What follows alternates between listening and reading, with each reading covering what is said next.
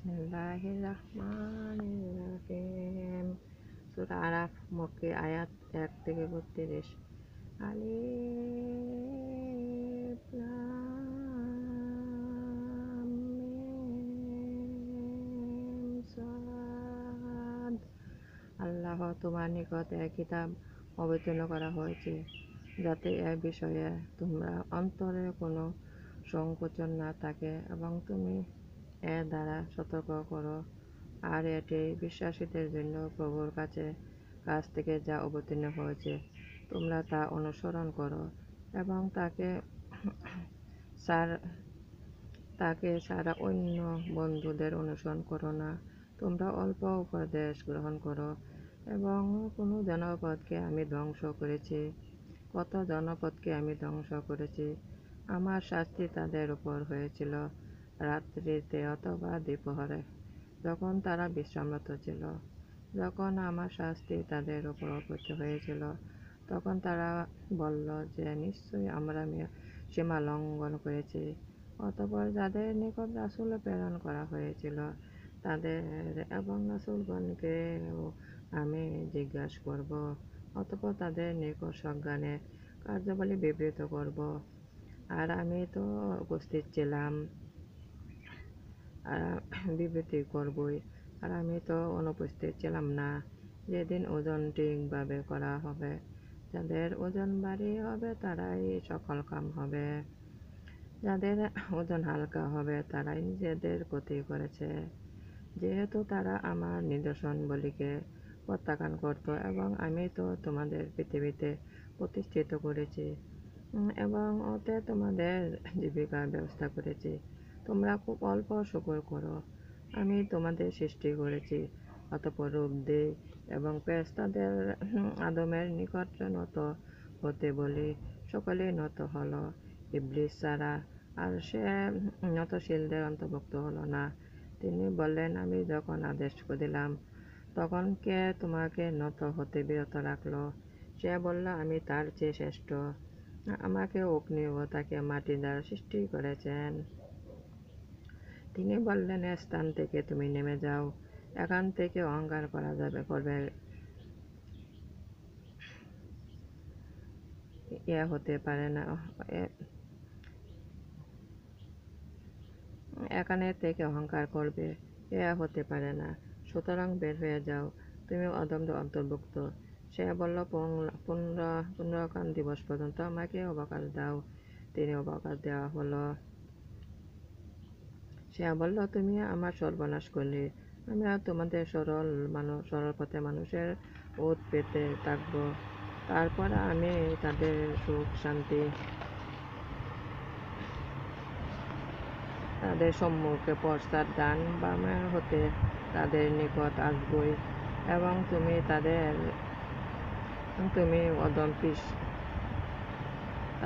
অধিকাংশ কৃতজ্ঞ পাবে না।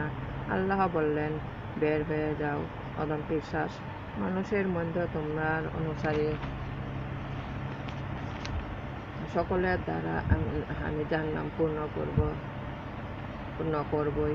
এবং বললাম, হে আদম, তুমি তোমার সঙ্গিনী জান্নাতে বসবাস করো এবং যথাযথ যথা ও শ্বেতা আহার করো, কিন্তু এ বৃক্ষের নিকটবর্তী হইও না, হলে তোমরা অত্যাচারী অন্তর্ভুক্ত হবে।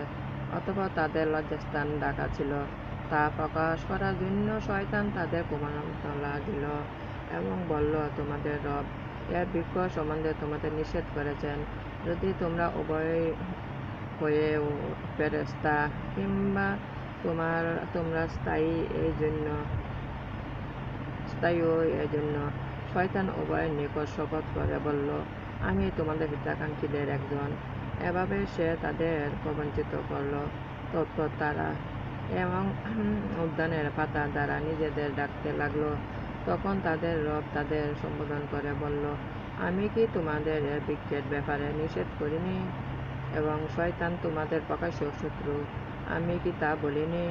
তারা বলল, হে আমাদের প্রভু, আমরা নিজেদের প্রতি অন্যায় করেছি।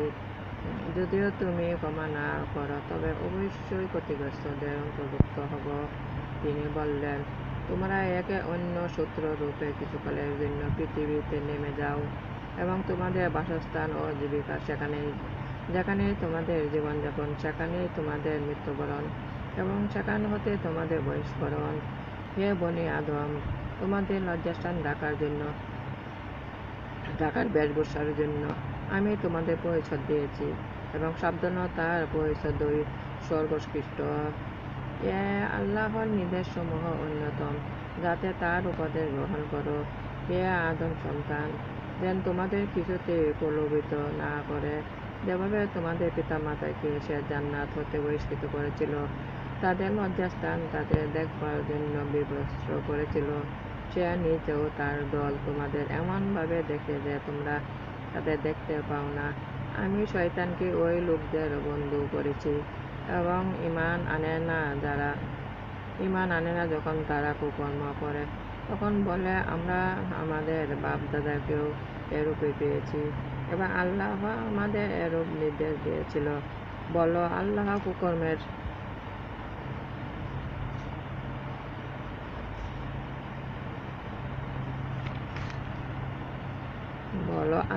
কুকর্মের নির্দেশ দেন না।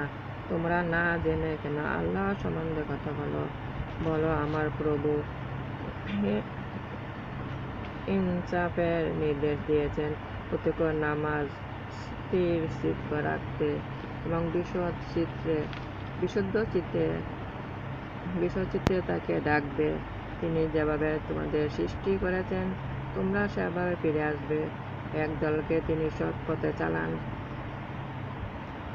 এবং অপর দলের ভাগ্য দিয়েছেন পথভ্রান্তি। তারা আল্লাহকে ছেড়ে শয়তানের দলকে অভিভাবক করেছিল এবং নিজেদের সৎপথগামী মনে করত। হে আদমের বংশধরগণ, প্রত্যেক নামাজের সময় সুন্দর পরিচ্ছদ পরিধান করবে, পানাহার করবে, কিন্তু অপচয় করবে না। তিনি পছন্দ করেন না অপব্যয়ীদের। বলো আল্লাহ সেই দাসদের জন্য যেসব সুশোভন বস্তু ও বিশুদ্ধ জীবিকা সৃষ্টি করেছেন, তাকে কোন ব্যক্তি নিষেধ করেছেন? বলো পার্থিব জীবনে বিশ্বাস করে কিয়ামতের দিন এ সমস্ত তাদের জন্য যারা বিশ্বাস করে। এরূপে জ্ঞানী সম্প্রদায়ের জন্য নিদর্শনসমূহ বিশদভাবে বিবৃত করে। আয়াত ৩২, সূরা আরাফ, মক্কি। আয়াত ৩১-৩২। আমার নামাজ, আমার উপাসনা, আমার জীবন বরণ সবাই আল্লাহর। আমি আল্লাহর কাছে আত্মসমর্পণ করেছি। আল্লাহর আনুগত্য থাকব, রাসূলের আনুগত্য থাকব। আল্লাহকে দিতে হবে উত্তম ঋণ। আল্লাহর উপদেশ মানব। দুনিয়া আখিরাতে কল্যাণ দান করুন। দুজকের অগ্নি হতে আমাদের রক্ষা করুন। আমিন। বিসমিল্লাহির রহমানির রহিম।